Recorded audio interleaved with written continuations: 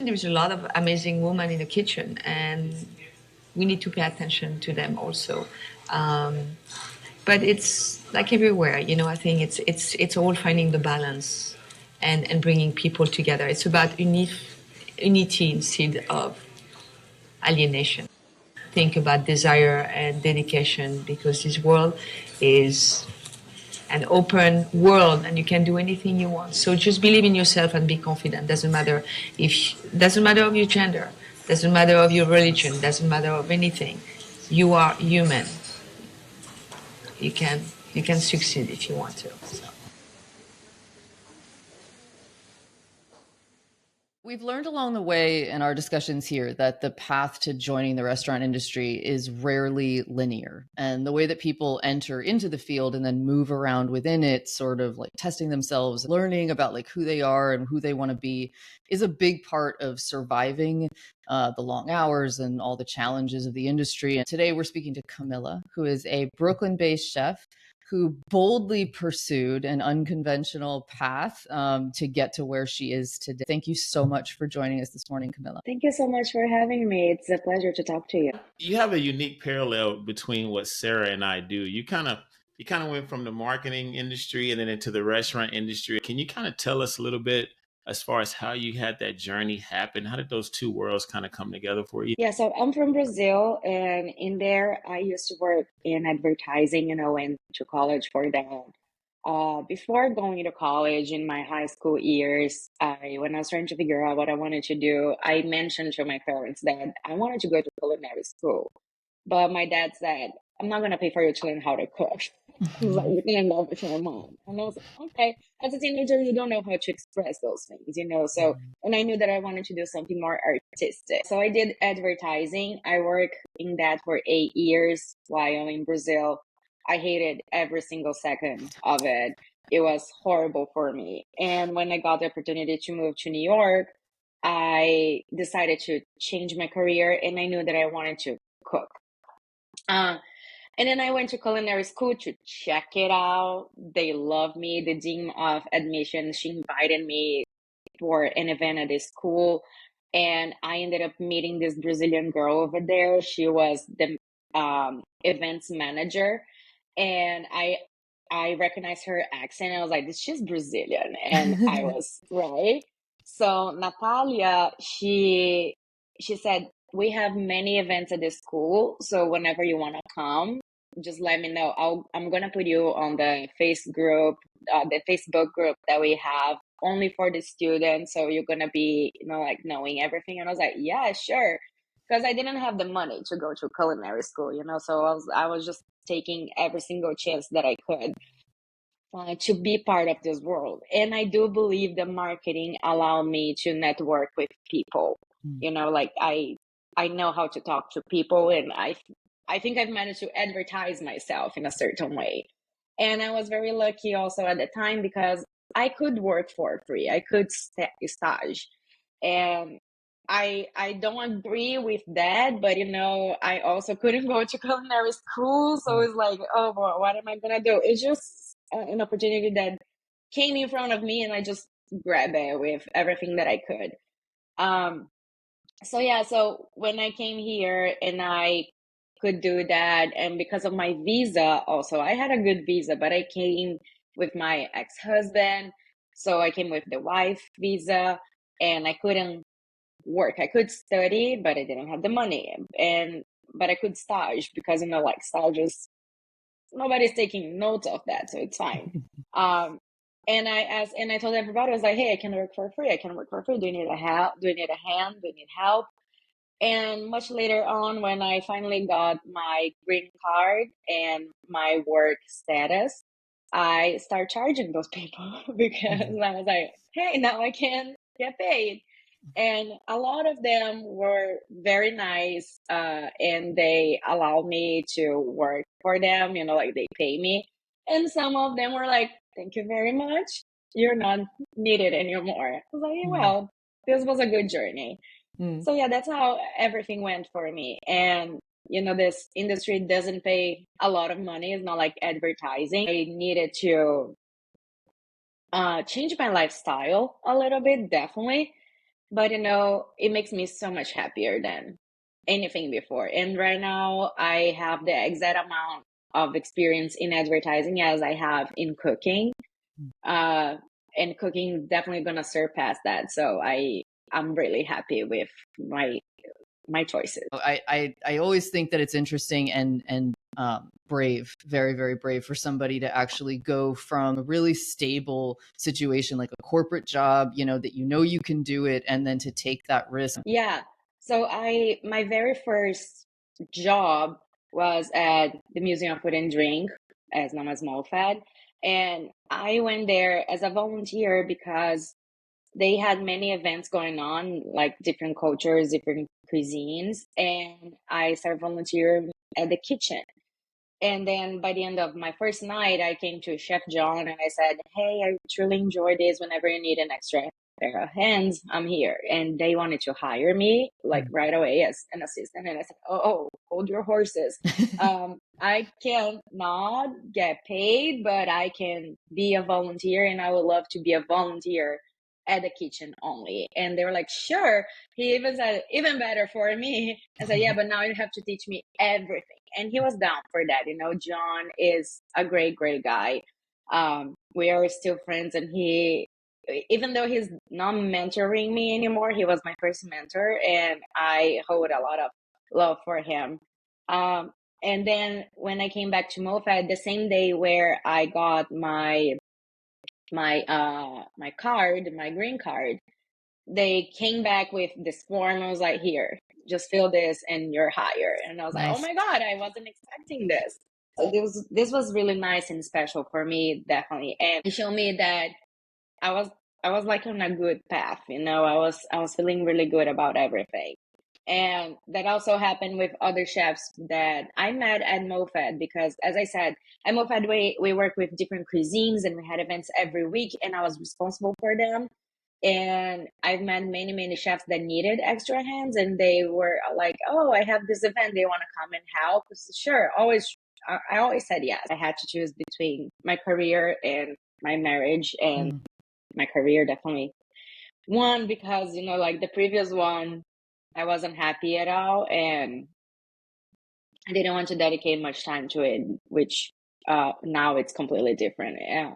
I tell everybody my career come first in my life. I've worked with chefs who have come from the private chef side of it, and then have transitioned into the corporate side of running restaurants.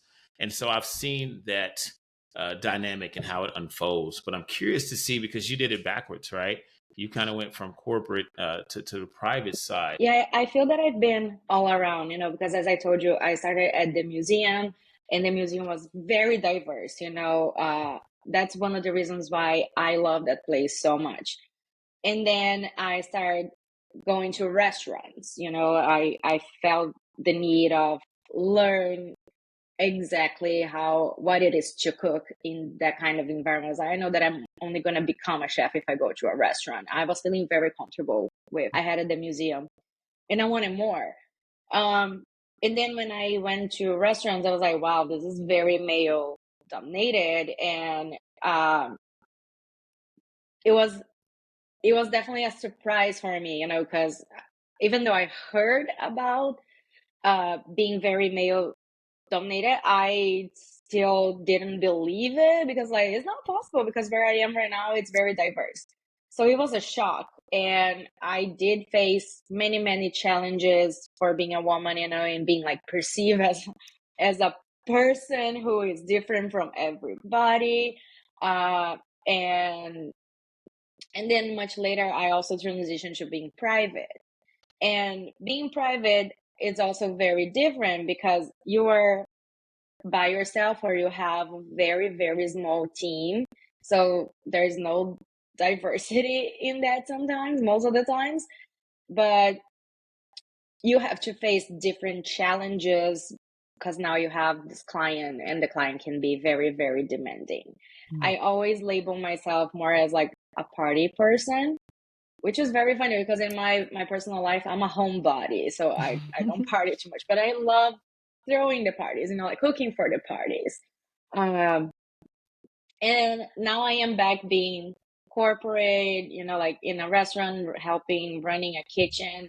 And I just started there like a month and a half ago. And it's been incredibly challenging for me. There's just one other woman there, another sous chef. She's been there for like 6 years. So this woman is not leaving, if she's fine over there. She knows that restaurant deep in her soul.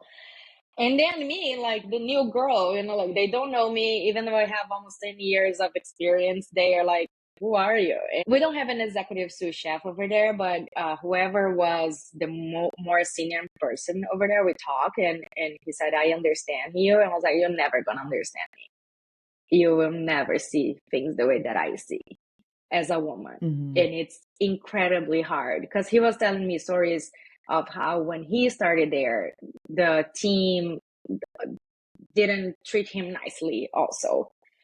But I was like, it's not that they don't treat me nicely, it's that they don't respect me, which is different, because there's a difference between treating you nicely. Everybody's polite, but not being friendly because you're a new person, and then treating you in a lesser way because I am a woman. And I face this many, many times in many, many places, like harassment, people talking to me in a certain way, touching me in a certain way, like going behind me, putting their hands on my waist. But you actually told me, Camila, a story about one of the restaurants that you worked at a few years ago, where you stood up to the executive chef and everybody in the kitchen was like, what? Yeah. So it was my first restaurant, and I was garde manger. There was this salad on the menu. I was plating it. The executive chef came on the other side of the counter because it was an open kitchen. And he looked over there, looked at me, and he was like, Chef, what are you doing? I was like, Chef, I am plating the salad. Like, no, but why are you doing like this? I was like, because your sous chef told me to do like this. And I think that my answer was surprising to him, because I remember seeing the look at his face, and he's like, okay. And he said, yeah, that's not how you're supposed to plate the salad. And I said, well, can you come in here and show me? And everybody, like the whole kitchen heard. The team, everybody looked at each other, and they're like, what is she doing? And I looked and I was like, what do you want me to do? And then he came kind of like stomping a little bit, with like certain attitude. But that chef, he's very reasonable. So I think he was more pissed about the salad not being explained to me the way that he wanted, instead of like being mad at me or something. That's how I interpret the thing. We still like talk to each other, he respects me a lot now as like a chef. He perceives me as such. So that was a nice moment for me. And I think I also show my colleagues that you don't need to be afraid of your boss, your manager. I feel that now, coming back to a restaurant after being private chef for over a year, I see that things are very, very different, in this industry. People are softer in general. Even I think that my time when I started was already softer than stories that I've heard much before. Now it's even more. I've been facing things where I try to show a different way to do something, like cutting cauliflower, for example, and like cauliflower, broccoli, things with florets like this. I like to use scissors because I think it's first faster, cleaner, and the cut is even sharper. Like you don't have like rough edges. I think it's more beautiful. And then the other day I was showing one of them how to do that. I turn my back, I just go somewhere like really quick. When I come back, I hear them like talking about me. And the other guy said, dude, just say like, okay, thanks for showing me, and do whatever you want. So now I was like, okay, I wasn't trying to tell you to do what I do. I'm showing you another way to do the same thing, which is going to be faster. But you do you, whatever you feel comfortable. And I always let people know that they should do what they are comfortable.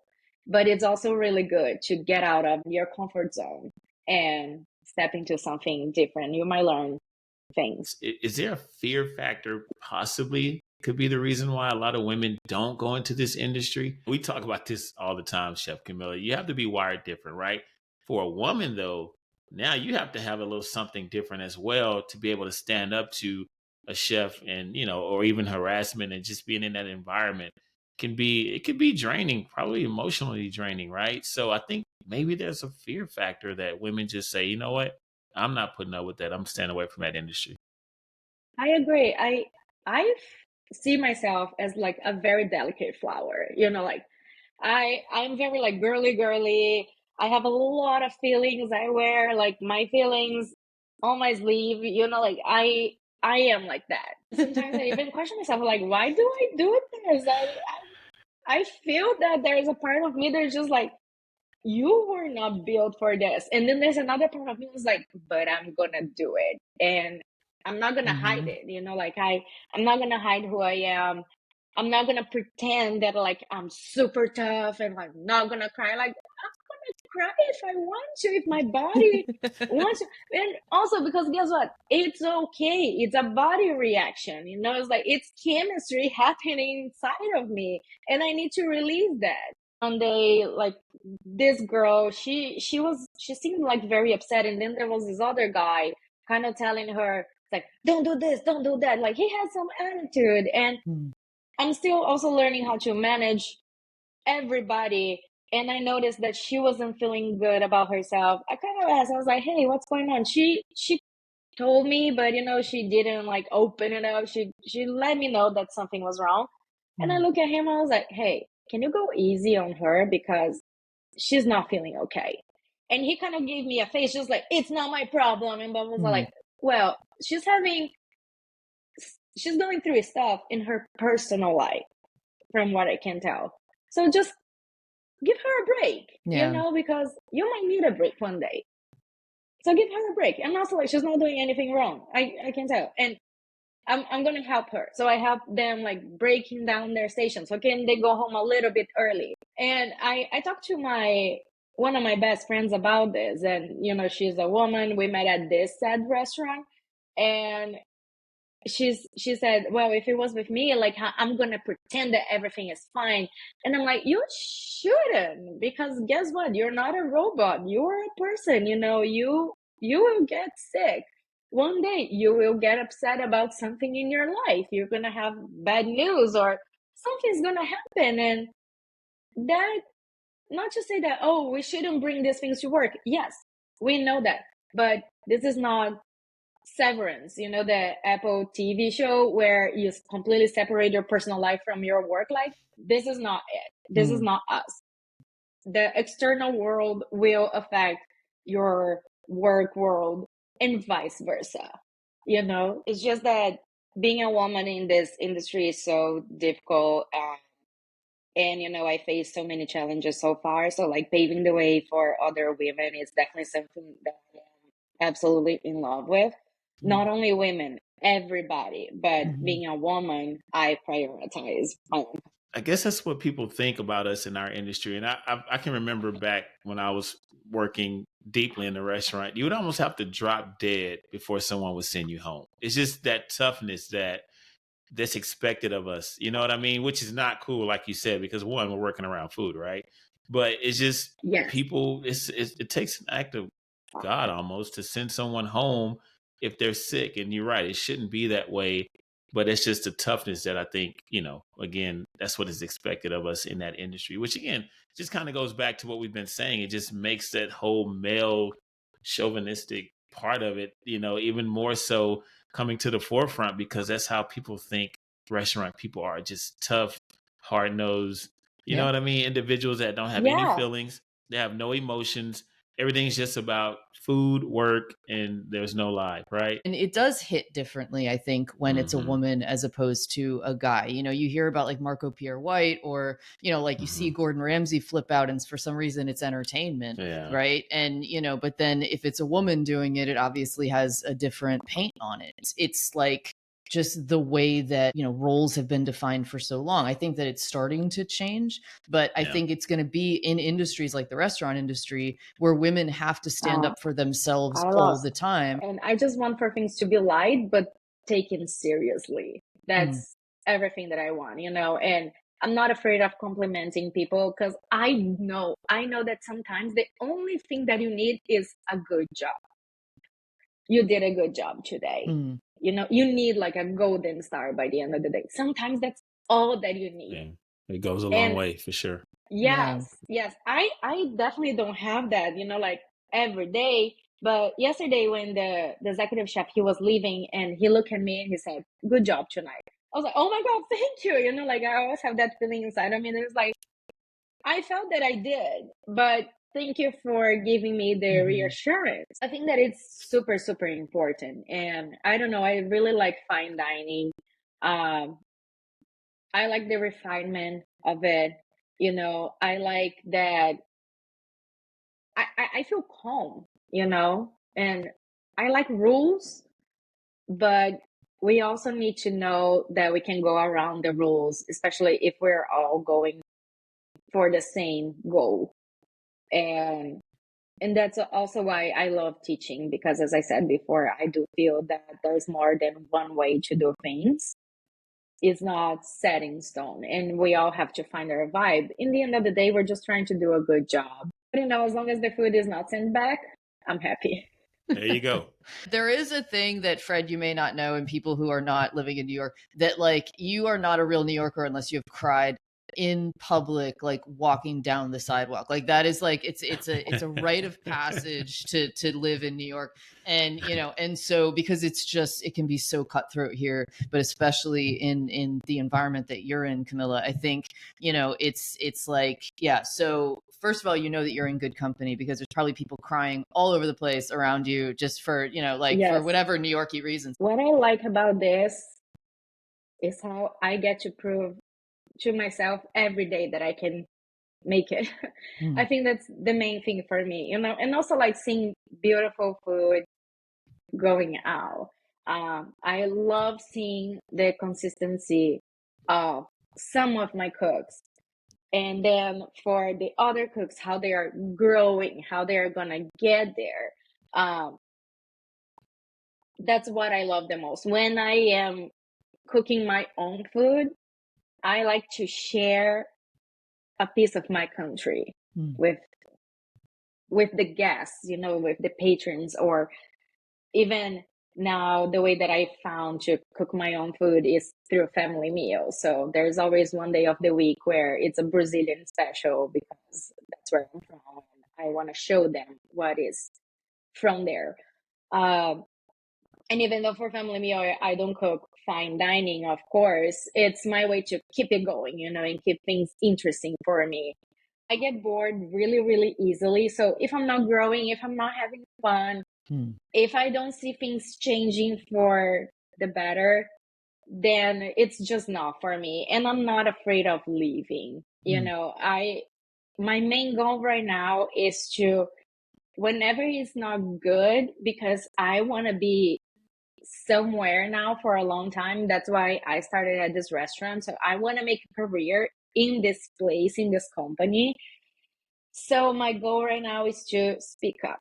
Whenever I start feeling that thing inside of me saying, this is not good, maybe it's time to move on to the next, then I'm going to be tougher. I'm going to sit down with my managers and I'm going to be like, this is not good for me. Because I truly believe that everything is a relationship. The way that you have a friend, and if things are not going well with your friend, you're going to talk with them. Then if you have like a romantic relationship, you're going to talk to your partner. But sometimes it's just not working. Sometimes you're not a match anymore in anything, job, personal life, friendships, whatever. I just think that sometimes things are meant to last, sometimes things are not. And not only one side can work on that. It has to be both sides. I compete against myself. I have to be better every day, but I never compete and I don't compare myself. I just want to see my reflection in the mirror and be like, I got better today. So that's definitely that's my main advice, like stop competing against people, stop comparing yourself. I was on Bobby Flay last year, and the Food Network interview, like all the time they're like, are you a competitive person? And I always tell them, I was like, no. And the producers, they always get so disappointed with my answer. And then I have to explain to them, I was like, it's fun to me. And even during like the show, when you were in the room and the producer is kind of like pushing you to be like, yeah, because I wanted to end my opponent. I was like, I don't want to end them. I was like, are you upset that you didn't win? I was like, no, I'm not upset. I had a great time. And I'm happy for them. It was their day. Tomorrow is going to be mine. Like, but also if you're a competitive person and this is your way of doing things and makes you feel good, makes you feel better, good. I am an anxious person. If I'm competing with everybody, I don't know, I'm going to have a panic attack. Yeah. So and it took me a long way to find these things about me, like a lot of therapy, a lot of introspection. So I just don't do it. So I step back whenever I find myself feeling anxious with those feelings. I just take a step back and I was like, do I need this? And I am truly very happy to be here talking to you, because it's moments like this where I have to talk about my life, about my path, about my career, where I look back and I was like, damn, I accomplished so much. Yeah. Because when you're just like living day by day and you're not thinking about this, you're just like, well, why am I here? And then I look back and I'm like, oh, okay. I didn't start at the top. I did start as like a little seed, and okay, now it's sprouting and it's growing, and now it's like a baby tree, and one day I'm gonna be a tall tree. Yeah, for sure. Well, and I think I love the fact that you bring empathy to the kitchen. I don't think there's any environment and any industry that couldn't benefit from having someone who every once in a while does an empathy check, on how people are treating each other. Nobody wants to work in a toxic environment, and nobody wants to feel threatened by an environment. And I think the other thing that strikes me about your story is that the first thing that you told us is, that you were going to prove to your dad, right? This dominant man, and you're like, that you could do whatever you set yourself out to do. And now you're kind of, I don't want to sound like a therapist, but now you're kind of like encountering all these different representations of that same sort of dominant male, and having to continuously prove yourself over and over again, like, no, I can do this. And of course it's emotional, right? And of course it, it's returning you to a state of mind that you thought you keep thinking that you've surpassed. And, and having to keep confronting that is exhausting, because like I said, you left a really safe choice in life, right? That you hated, and now you're trying to figure out who you want to be in this new space. And you are still like a sapling, right? You are still, figuring it out. You're still committed every day to showing back up in the restaurant industry. I think you should take a moment today, and maybe more frequently, to appreciate your strength. I can recall, one situation where I was a GM. Houston has the #1 cancer research facility here, MD Anderson, right? And there was a family of 4 or 5, and they were here because one of the kids, or whoever it was going through cancer therapy. And they had heard about the restaurant and how popular it was here. So they wanted to come out and enjoy a family moment. And I think they were in stage 3 or 4. So there wasn't much time left, but it just goes to show those are the moments, right, where it makes it worth it in this industry, because people come out and they do enjoy a meal with their loved ones over, or whatever is going on in their lives. And that's what kept me going, right? And it just made me think about that, Chef, when you mentioned, those types of moments that, keep you going. So just wanted to share that. Yeah. Sorry. I don't want to get too emotional. I know, I think we're all going to start crying if we start keep crying, going. right? All of you is going to be crying on this episode. I Get feel a that for napkin. me, there's a lot of happiness to know that people came to the restaurant or to my event, had my food, and maybe they were not having a good day, and there was the moment of the day where things changed for them. Yeah. At the very least, they got fat. Yeah. They got nutrients inside their body. so that's the very least for me. And then everything else, the environment. So that's why I think that it's so important what restaurants do with, the kitchen, and then the front of the house, and for us to be in sync with everything.